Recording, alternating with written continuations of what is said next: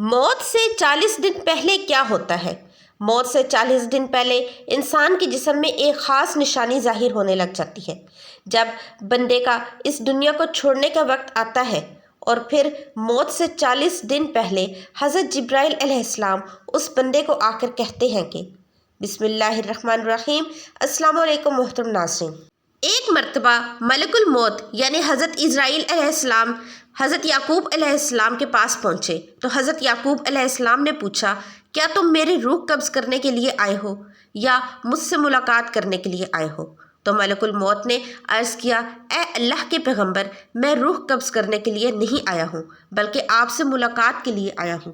تو حضرت یعقوب علیہ السلام نے فرمایا، ٹھیک ہے، لیکن جب تم میری روح قبض کرنے کے لیے آؤ تو کوئی قاصد میری طرف روانہ کرنا، کوئی پیغام میری طرف بھیج دینا۔ تو ملک الموت نے کہا کہ میں جب آپ کی روح قبض کرنے کے لیے آؤں گا تو اس سے پہلے 2 یا 3 قاصد آپ کی طرف روانہ کروں گا اور آپ کو اطلاع دے دیں گے۔ چنانچہ ایک وقت آیا جب ملک الموت حضرت یعقوب علیہ السلام کے پاس اچانک آ گئے اور روح قبض کرنے کی بات کہی تو یعقوب علیہ السلام نے فرمایا کہ تم نے تو مجھ سے کہا تھا کہ میں کوئی قاصد بھیجوں گا، کوئی پیغام دینے والے آپ کے پاس بھیجوں گا، آپ اچانک روح قبض کرنے کے لیے نہیں آؤ گے۔ تو ملک الموت نے کہا کہ میں نے آپ کی طرف قاصد بھیجے تھے اور وہ بھی 3 قاصد بھیجے تھے۔ حضرت یعقوب علیہ السلام نے کہا، وہ کون سے قاصد ہیں؟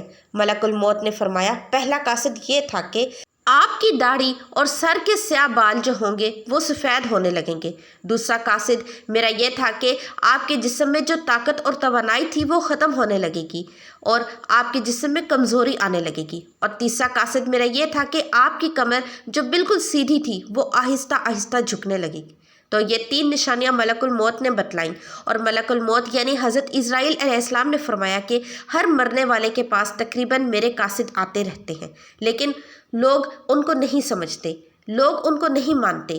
اگر مرنے والا بندہ اپنی زندگی میں نیکی اور تقوی میں مشہور تھا، پھر اس کی موت کے بعد اس کا چہرہ خوبصورتی سے چمک اٹھا تو یہ ایسی علامت ہے جس سے اچھا تاثر لیا جا سکتا ہے اور اس پر خیر کی امید کی جا سکتی ہے۔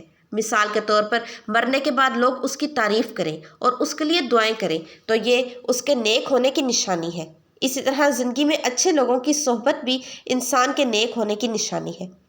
حسن خاتمہ کے بہت سے اسباب ہیں جن میں اللہ کی اطاعت پر استقامت، اللہ تعالیٰ کے بارے میں حسن ظن اور سچائی، پرہیزگاری، توبہ، موت کثرت سے یاد کرنا، دنیاوی چاہتے مختصر کرنا، آخرت کی فکر اور نیکوکار لوگوں کی صحبت قابل ذکر ہے۔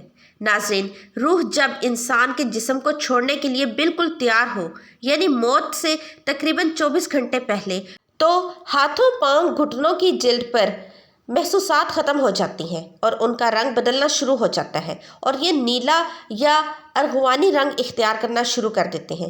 یہ نشانی واضح نشانی ہے جس میں سانس اکھڑنا شروع ہوتا ہے اور بے ترتیب ہوتا چلا جاتا ہے اور دھیرے دھیرے بجھ جاتا ہے۔ حضرت عائشہ صدیقہ رضی اللہ عنہا سے روایت ہے کہ رسول اکرم صلی اللہ علیہ وسلم نے فرمایا کہ جب اللہ تعالیٰ کسی بندے کو نیک بخت بنانا چاہتا ہے تو 1 سال پہلے ایک فرشتہ اس کے پاس بھیجتا ہے اور وہ اس کو درست کرتا ہے اور نیک عمل کی طرف خواہش دلاتا ہے، یہاں تک کہ وہ بندہ نیک حالت میں مرتا ہے اور سب لوگ کہتے ہیں کہ یہ شخص نیک حالت میں مرا ہے۔ اور جب ملک الموت حاضر ہوتا ہے اس وقت اللہ تعالیٰ اس کی آخرت میں رہنے کی جگہ یعنی وہاں کا سامان اور راحتوں کو جو اللہ پاک نے اس کے لیے مہیا کر رکھے ہیں، تیار کر رکھے ہیں، اس کو دکھاتا ہے تو اس کی روح خوش ہو کر نکلنے کا قصد کرتی ہے۔ اس وقت یہ شخص اللہ تعالیٰ کی ملاقات کے لیے ضد کرتا ہے اور اللہ اس کی ملاقات کو پسند بھی کرتا ہے۔ پھر ملک الموت روح قبض کرتا ہے اور جب اللہ کسی بندے کے ساتھ برا کرتا ہے تو مرنے سے پہلے 1 سال پہلے اس کے پاس ایک شیطان بھیجتا ہے، وہ اس کو گمراہ کرتا ہے اور بہکاتا رہتا ہے یہاں تک کہ بری حالت میں مرتا ہے اور سب لوگ کہتے ہیں کہ بری حالت میں مرا۔ اور جب ملک الموت حاضر ہوتا ہے تو اس وقت اللہ تعالیٰ اس کی آخرت میں رہنے کی جگہ اس کو دکھاتا ہے تو اس کی روح خوف سے بدن کے اندر گھس جاتی ہے۔ تو اس وقت یہ شخص اللہ کی ملاقات یعنی سامنے آنے کو ناپسند کرتا ہے اور اللہ اس کی ملاقات کو بھی ناپسند کرتا ہے۔ پھر ملک الموت اس کی روح سختی سے کھینچ کر قبض کرتا ہے۔ کتاب الغذا کے مصنف اس حدیث کی تشریح میں کہتے ہیں کہ ملک الموت کے بلانے پر جان اس طرح نکلتی ہے جیسے سپیرا سام کو اس کے سوراخ سے بلائے، اور مومن اور کافر دونوں کے جسموں سے روح نکلنے کی حالت یکساں ہوتی ہے۔ فرق صرف یہ ہے کہ مومن کی جان تو خود نکل جانا چاہتی ہے، لیکن کافر کی جان آخر تک آ کر جسم کے اندر واپس جانا چاہتی ہے۔ حضرت جابر رضی اللہ عنہ سے روایت ہے کہ میں نے رسول اللہ صلی اللہ علیہ وسلم کو وفات سے 3 دن قبل یہ کہتے سنا کہ تم میں سے جو کوئی مرے تو اس حالت میں مرے کہ وہ اللہ تعالیٰ کی نسبت اچھا گمان رکھتا ہو۔ اللہ تعالیٰ کا ساتھ اعمال صالحہ سے پیدا ہوتا ہے۔ پس حاصل ارشاد کا یہ ہوا کہ اعمال صالحہ کی پابندی اس قدر کرو مرتے وقت حق تعالیٰ کے ساتھ حسن ظن پیدا ہو جائے۔ حضرت انس رضی اللہ عنہ نے فرمایا کہ رسول اکرم صلی اللہ علیہ وسلم کا ارشاد ہے کہ دیکھو تم میں سے جو کوئی مرے تو اس حالت میں مرے کہ وہ اللہ پاک کی نسبت اچھا گمان رکھیں، کیونکہ اللہ سے اچھا گمان رکھنا جنت کی قیمت ہے، یعنی جس کو حق تعالیٰ سے حسن ظن پیدا ہو گیا وہ جنت میں چلا گیا۔ روایت میں ہے کہ حضرت عمر رضی اللہ عنہ نے فرمایا کہ رسول کریم صلی اللہ علیہ وسلم کا ارشاد ہے کہ جب اللہ تعالیٰ کسی بندے کو دوست رکھتا ہے تو اس کو شہد جیسی خوشگوار چیز دیتے ہیں، یعنی کہ اعمال صالح اور اخلاق حسنہ کی توفیق عطا فرما دیتے ہیں۔ صحابہ نے کہا کس طرح شیریں کرتا ہے؟ آپ صلی اللہ علیہ وسلم نے فرمایا مرنے سے پہلے نیک کام کرتا ہے، یہاں تک کہ اس کے پڑوسی اس سے خوش ہو جاتے ہیں۔ حضرت سلمان فارسی رضی اللہ عنہ سے روایت ہے کہ میں نے رسول اللہ صلی اللہ علیہ وسلم کو یہ فرماتے سنا کہ میت کو موت کے وقت پیشانی سے اگر پسینہ آئے، آنکھ سے آنسو اور ناک کے سوراخ کشادہ ہوں تو یہ اللہ کی رحمت ہے جو اس پر نازل ہوئی ہے۔ گلے میں آواز پل پلٹ کر کھائے، جیسا کہ جوان اونٹ کا گلا گھونٹنے سے آواز آتی ہے اور اس کا رنگ بدرنگ ہو جائے اور منہ سے جھاگ نکلے تو یہ اللہ کا عذاب ہے۔ ناظرین گرامی، اللہ تعالیٰ نے عرش کے نیچے درخت پیدا کیا ہے، اس کے پتے تمام کلائک کے گنتے کے برابر ہیں۔ اس کا نام ہے شجاعت المنتہا۔ جب بندے کی عمر ختم ہو جاتی ہے تو 40 دن باقی رہ جاتے ہیں تو حضرت اسرائیل علیہ السلام کے سامنے اس کا ایک پتا گر جاتا ہے، اس پر اس بندے کا نام لکھا ہوتا ہے۔ اس وقت کے تمام فرشتے اس کو مردہ کہتے ہیں، یعنی مردوں میں شامل کر لیتے ہیں، اور وہ دنیا میں 40 دن تک زندہ رہے۔ جب 40 دن پورے ہو جاتے ہیں تو ملک الموت اس کے پاس آتا ہے اور اس کے سامنے بیٹھتا ہے۔ اس وقت بندہ اپنی موت کی تکلیف میں ہوتا ہے۔ جب ملک الموت کو دیکھتا ہے تو گھبرا کر پوچھتا ہے کہ تم کون شخص ہو اور تمہارا کیا ارادہ ہے؟ وہ کہتا ہے میں ملک الموت ہوں، مجھے تمہاری روح قبض کرنے کا حکم ہوا ہے۔ یہ سن کر وہ منہ پھیر لیتا ہے اور آنکھیں پتھرا جاتی ہیں۔ ملک الموت کہتا ہے تو مجھ کو نہیں جانتا، میں وہ ہوں جس نے تیرے رشتہ داروں، تیرے ماں باپ کی روح قبض کی ہے اور آج تیری روح قبض کرنے آیا ہوں۔ تو نے دنیا کا حال کیسا دیکھا؟ بندہ کہتا ہے میں نے دنیا کو بے وفا اور مکار پایا۔ پھر اللہ تعالیٰ کے حکم سے دنیا اس کے پاس آئے گی اور کہے گی اے نافرمان، تو نے اپنے رب کی اس قدر نافرمانی کی، کس قدر تو نے گناہ کیے، تو نے نصیحت کی بہت ساری باتیں سنی لیکن تم نے جانا کہ ہم دنیا میں ہمیشہ رہیں گے۔ یاد رکھو میں تجھ سے اور تیرے اعمال سے بیزار ہوں۔ پھر اس کے اعمال اس کے سامنے آئیں گے اور کہے گا اے نافرمان، تو نے ناحق طریقے سے مجھ کو حاصل کیا، اگر تو غریب اور مسکین پر خرچ کرتا تو آج تیرے کام آتا۔ روایت میں ہے جب آدمی کی زبان بند ہو جاتی ہے 4 فرشتے اس کے پاس آتے ہیں اور سلام کرتے ہیں۔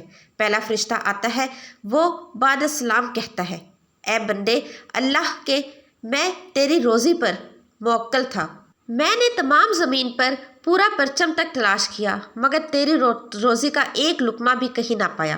پھر دوسرا فرشتہ آتا ہے اور سلام کے بعد کہتا ہے اے اللہ کے بندے، میں تیرے پانی پر موکل تھا، میں نے تمام زمین پر پورا پرچم تک تلاش کیا مگر تیرے پینے کو ایک قطرہ پانی کہیں نہ پایا۔ یہ تیسرا فرشتہ آتا ہے اور سلام کے بعد کہتا ہے اے بندے اللہ کے، میں تیری سانس پر موکل تھا، میں نے تمام زمین پر پورا پرچم تک تلاش کیا، میں نے کہیں تیرے واسطے ایک سانس بھی نہ پائی۔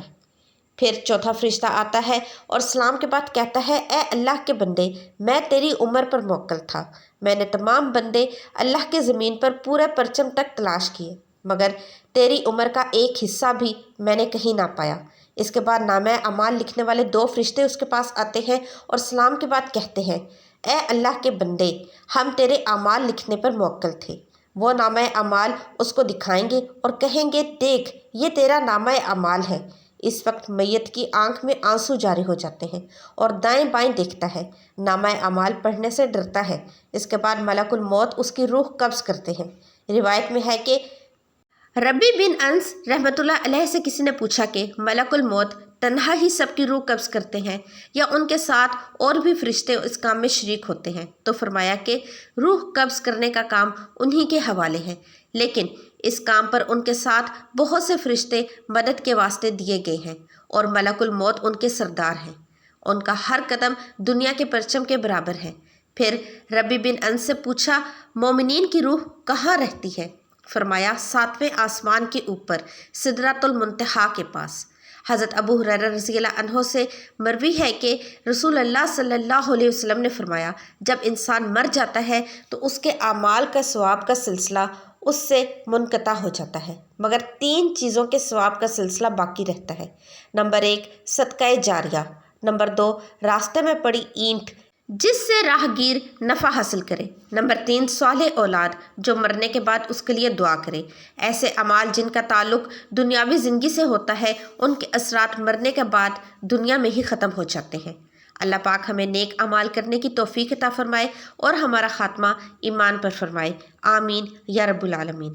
محترم ناظرین، کامنٹ سیکشن میں اللہ کے 99 ناموں میں سے ایک نام ضرور ٹائپ کیجیے گا۔ ویڈیو کو لائک اور چینل کو سبسکرائب کر کے جائیے گا۔ اللہ حافظ۔